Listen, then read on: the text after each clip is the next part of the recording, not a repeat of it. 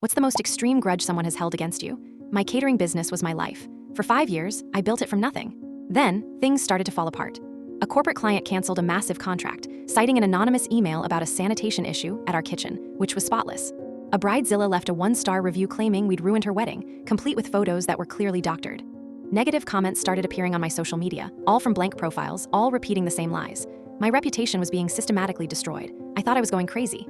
I was losing everything over things that never happened. The breaking point came when a local food blogger, someone I knew and respected, wrote a scathing article accusing me of cutting corners and exploiting my staff. I called her, crying, asking why she would print such lies. She sounded genuinely confused. She said she was just following up on a tip from a concerned former employee. She forwarded me the email chain. The employee had created a detailed narrative of my supposed abuses, but they made a mistake. They mentioned a specific incident at a wedding at the Oakwood Manor. I had never catered an event at Oakwood Manor. It was the first solid piece of proof that this was a deliberate campaign. I had to find out who was behind it. I hired a cybersecurity consultant.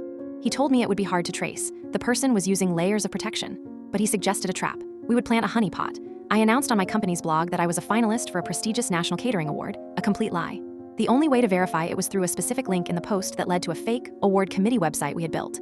The site was designed to capture the IP address of anyone who clicked the verification button. For a week, nothing.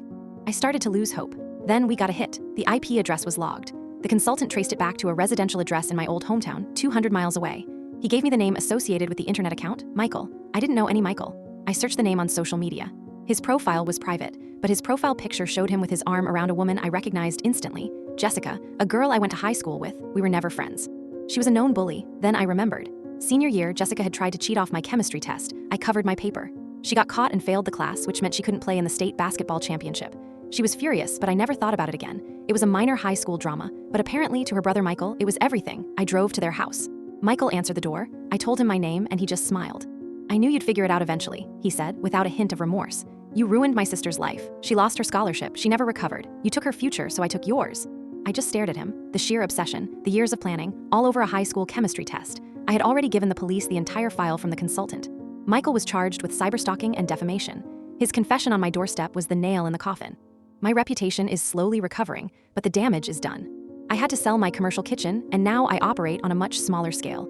And every time I get a new client, I check their friends list on social media